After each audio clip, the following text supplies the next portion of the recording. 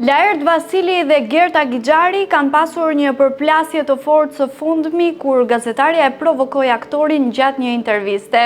Gerta, duke i thënë Laertit se ishte përzënë nga Greqia, bëri që aktori të shpërthente. Me tone të larta, Laerti ju përgjigj: "Gëzoj në shtetësi të plotë dhe mua nuk më ka përzënë njëri." More vesh.